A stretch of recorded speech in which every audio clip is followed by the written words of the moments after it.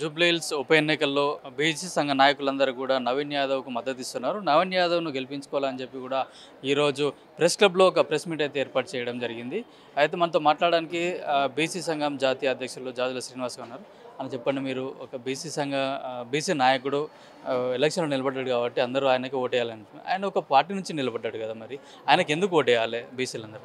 ఇప్పుడు మేము పార్టీలు చూడం, బీసీ అభ్యర్థి అనేది చూస్తాం తప్ప పార్టీలు చూడం. గతంలో బీఆర్ఎస్ పార్టీ అధికారంలో ఉన్నప్పుడు నోముల నరసింహయ్య గారు నాగార్జున సాగర్ నుంచి దురదృష్టవశాత్తు అకస్మాత్తుగా అనారోగ్యంతో చనిపోయాడు. అక్కడ బీఆర్ఎస్ పార్టీ నుంచి నోముల భగత్ గారిని ఎన్నికల్లోకి బీఆర్ఎస్ పార్టీ అభ్యర్థిగా ఎన్నికల బరిలో నిలిపారు. అప్పుడు బీసీ సంఘాలుగా బీఆర్ఎస్ పార్టీలో ఉన్నటువంటి నోముల భగత్ గారికి మేము మద్దతు ఇవ్వడం జరిగింది, బీసీ బిడ్డ కాబట్టి. ఆ సందర్భం లోపల నోముల భగత్ గారిని మేము గెలిపించుకోవడం జరిగింది. బీసీలంతా ఐక్యమై ఒక బీఆర్ఎస్ పార్టీ అభ్యర్థిని చూడలే, ఒక బీసీ అభ్యర్థిగా మేము గెలిపించుకోవడం జరిగింది. ఆ తర్వాత మళ్ళీ హుజురాబాద్ ఎన్నికల్లో ఉప ఎన్నికల్లో ఈటల రాజేందర్ గారిని మంత్రివర్గం నుంచి బర్తరఫ్ చేయడం మూలంగా వారు రాజీనామా చేస్తే ఎన్నికలు వచ్చినాయి. ఆ తర్వాత ఒక బీసీ బిడ్డగా ఈటల రాజేందర్ గారికి మొత్తం బీసీ సమాజం అంతా పార్టీలకు ఖచ్చితంగా సపోర్ట్ ఇచ్చి ఈటల రాజేందర్ గారిని గెలిపించుకోవడం జరిగింది. ఇప్పుడు జూబ్లీహిల్స్ ఎన్నికల్లో కూడా 2009లో ఏర్పడినటువంటి జూబ్లీహిల్స్ ఎన్నికల్లో కూడా ఒకసారి రెడ్డి సామాజిక వర్గానికి సంబంధించిన వారికి అవకాశం వచ్చింది, 2 సార్లు కమ్మ సామాజిక వర్గానికి సంబంధించిన వారికి అవకాశం వచ్చింది. మొదటిసారి బీసీకి పోటీ చేసేటువంటి అవకాశం వచ్చింది. మేము ఇతర పార్టీలను కూడా బీసీ అభ్యర్థికి టికెట్ ఇవ్వాలని చెప్పి మేము అడిగినాం, కానీ వాళ్ళు ఇవ్వలే, నిరాకరించారు. కాబట్టి కాంగ్రెస్ పార్టీ ఒక జాతీయ పార్టీ తెలంగాణలో కులగణన జరిగిన తర్వాత మొదటిసారిగా ఒక బీసీ అభ్యర్థికి అవకాశం ఇచ్చింది. కాబట్టి ఉన్న ప్రధాన అభ్యర్థుల్లో ఇతర అగ్రకుల సామాజిక వర్గానికి సంబంధించిన వాళ్ళు, ఒక్కరు మాత్రమే బీసీ సామాజిక వర్గానికి సంబంధించిన వాళ్ళు. కాబట్టి మేము మొత్తం అన్ని కుల సంఘాలు, బీసీ సంఘాలు, దాదాపు 136 కుల సంఘాలు, 40 బీసీ సంఘాలను కూర్చొని ఏకగ్రీవంగా తీర్మానించడం జరిగింది. జూబ్లీహిల్స్ ఎన్నికల్లో 4 లక్షల ఓట్లు పైచీలుకుంటే అందులో దాదాపు 2 లక్షల ఓట్లు బీసీలు ఉన్నాయి. ఎస్సీ ఎస్టీ బీసీ మైనార్టీలు కలుపుకుంటే 3,50,000 ఉన్నాయి.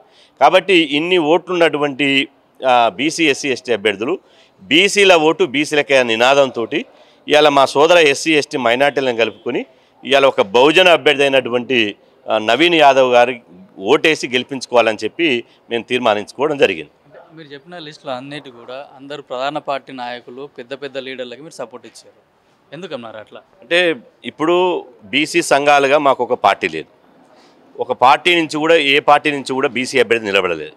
ఇప్పుడు ఉన్న దాంట్లో ఒక బీసీ అభ్యర్థి నిలబడ్డాడు. రాజకీయ పార్టీలు ఏమో వాళ్లకు ఆ పార్టీలు నిలబెట్టినప్పుడు మా పార్టీ నుంచి నిలబెట్టినంటాయి. ఇప్పుడు జూబ్లీహిల్స్ ఎన్నికల్లో జరుగుతున్నది 3 పార్టీల ఎన్నికలు కాదు, అది 3 కులాల మధ్యన జరుగుతున్న ఎన్నికలు. జూబ్లీహిల్స్ ఎన్నికల్లో జరుగుతున్నది ఆధిపత్య వర్గాలకు, ఆత్మగౌరవ బిడ్డలకు మధ్యన జరుగుతున్నటువంటి ఎన్నికలు, ధర్మానికి అధర్మానికి జరుగుతున్నటువంటి ఎన్నికలు. కాబట్టి ఒక్కసారి ఒక బీసీ బిడ్డకు అవకాశం వస్తే పరిపాలించే అవకాశం లేదా? తెలంగాణలో ఇప్పటికే 119 మంది శాసనసభ్యులు ఉంటే రెడ్డి సామాజిక వర్గానికి సంబంధించిన వాళ్ళు 43 మంది ఎమ్మెల్యేలు ఉన్నారు. అదేవిధంగా కమ్మ సామాజిక వర్గానికి సంబంధించిన వాళ్ళు 6 మంది ఎమ్మెల్యేలు ఉన్నారు. బీసీ సామాజిక వర్గానికి సంబంధించిన వాళ్ళు 136 కులాలకు సంబంధించిన 60% జనాభా ఉన్న వాళ్ళు కేవలం 19 మంది మాత్రమే ఉన్నారు. అదే కాంగ్రెస్ పార్టీ నుంచి కేవలం 7 మాత్రమే ఉన్నారు. మరి మంత్రివర్గంలో 7 ఉంటే మాకు రావాల్సినటువంటి వాటా ఎట్లొస్తుంది? కాబట్టి ఒక బీసీ బిడ్డను గెలిపించుకుంటే బీసీ ఎమ్మెల్యేలు 20 మంది అవుతారు.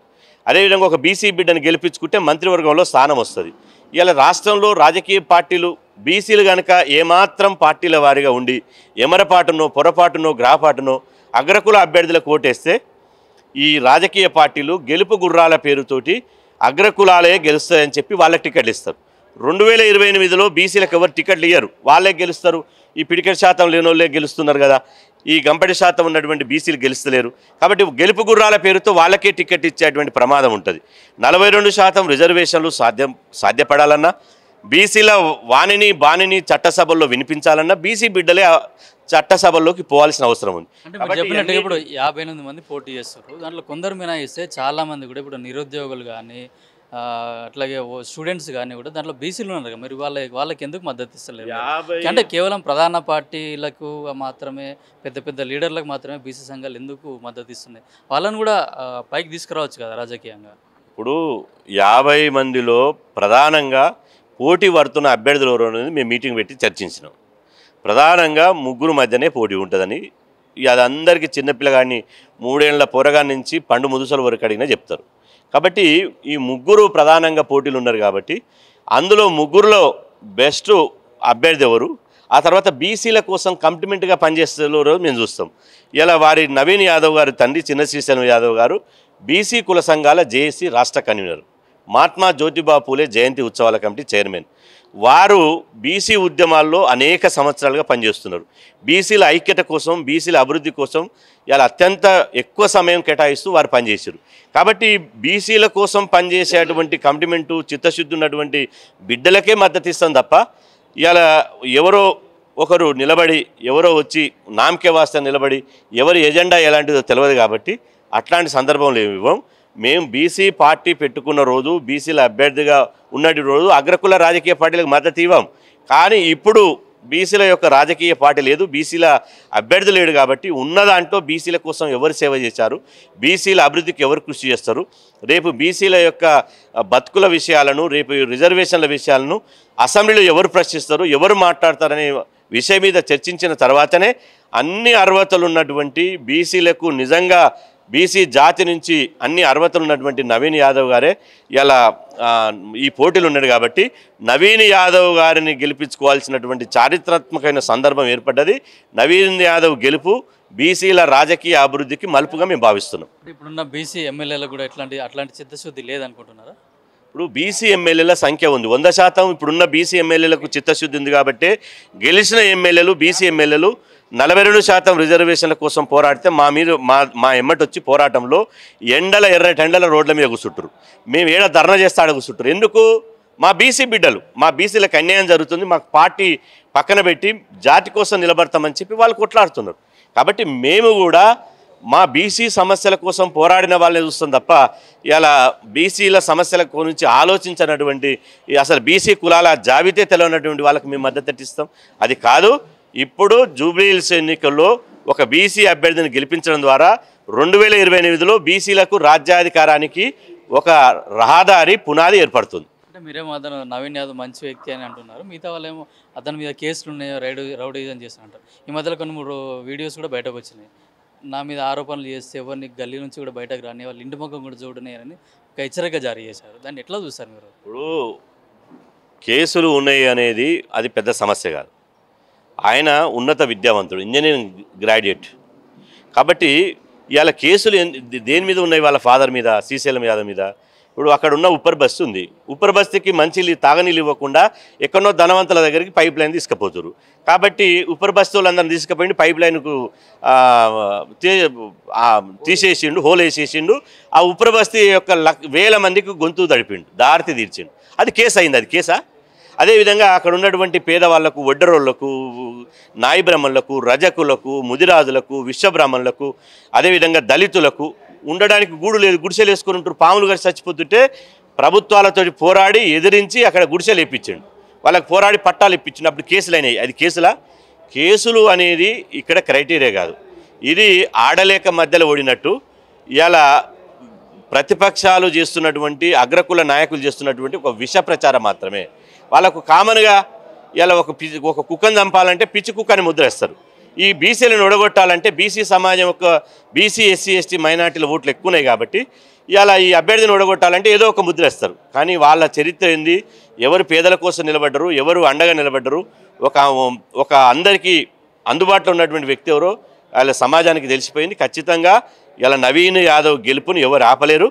ఖచ్చితంగా ఇంత ఆత్మగౌరవం ఉన్నటువంటి బిడ్డలు, చీమునెత్తురు ఉన్నటువంటి బిడ్డలు, బీసీ రక్తం ప్రవహిస్తున్నటువంటి బిడ్డలు బీసీలకే ఓటేసుకుంటారు.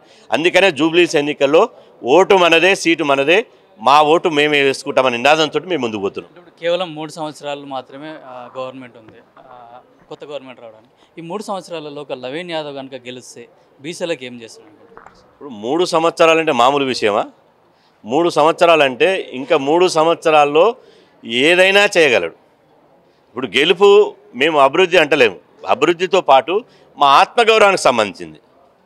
ఇవాళ ఇంత శాతం ఉన్నటువంటి బీసీలు మా ఓటు మేము వేసుకోలేని గెలవకపోతే మా ఆత్మగౌరవానికి భంగం కలిగినట్టే. ఇవాళ బీసీల సంఖ్య పెరగాలి, బీసీల యొక్క రిజర్వేషన్లు పెరగాలి, బీసీల మంత్రివర్గంలో పెరగాలి. రేపు 2028లో 60 మంది బీసీ బిడ్డలు ఆ చట్టసభలకు అడుగుపెట్టాలి. ఇది పోవాలంటే నవీన్ యాదవ్ గెలుపు ద్వారా బీసీల యొక్క రాజకీయ యొక్క మలుపు చరిత్ర అనేది రాజకీయంగా ఒక మలుపు తిరుగుతుంది. కాబట్టి ఇది ఒక చారిత్రాత్మకమైనటువంటి సందర్భం. కాబట్టి పార్టీలను చూడొద్దు, జెండాలను చూడొద్దు. బీసీ బిడ్డ పోటీలో ఉన్నాడా లేదా, బీసీలకే ఓటేసి గెలిపించుకుందామనే ఉద్దేశంతో మా బహుజన వర్గాలు, ఎస్సీ, ఎస్టీ, బీసీ, మైనార్టీలు, అగ్రకుల పేదలకు కూడా, రెడ్డి కమ్మలకు కూడా, అదేవిధంగా బ్రాహ్మణ, వైశ్య, వెలమలకు కూడా నేను విజ్ఞప్తి చేస్తున్నా. ఒకసారి రెడ్డిని గెలిపించారు, ఒకసారి 2 సార్లు కమ్మను గెలిపించారు. ఈసారి బీసీకి అవకాశం వచ్చింది. బీసీకి అవకాశం ఇచ్చి ఆదరించండి, ఆశీర్వదించండి. మేము మీకు ధన్యవాదాలు తెలుపుతాం. ఇవాళ అట్లా కాకుండా ప్రజాస్వామ్యం అంటే ఒకే కులానికి కాకుండా ప్రజాస్వామ్యం అంటే అందరికీ పరిపాలనలో అవకాశం కల్పించాలి. కాబట్టి పెద్ద మనసు చేసుకొని బీసీ బిడ్డను ఆశీర్వదించాలని చెప్పి మేము కోరుతున్నాం. ఇప్పుడు బీసీ వ్యక్తి ఎవరైతే ఉన్నారో బీసీలకు మంచి చేసే వ్యక్తి అతను. బీసీ సంక్షేమం కోసం అయితే బీసీలకు ఎక్కడ ఏ పార్టీలో ఉన్నా బీసీలకు మాత్రం మేము మద్దతు ఇస్తామని చెప్పేసి కూడా ఆ బీసీ సంఘ నాయకులు చెప్తున్నారు. కెమెరామెన్ కిరణ్తో కిరణ్ కుమార్, పల్లవి టీవీ, హైదరాబాద్.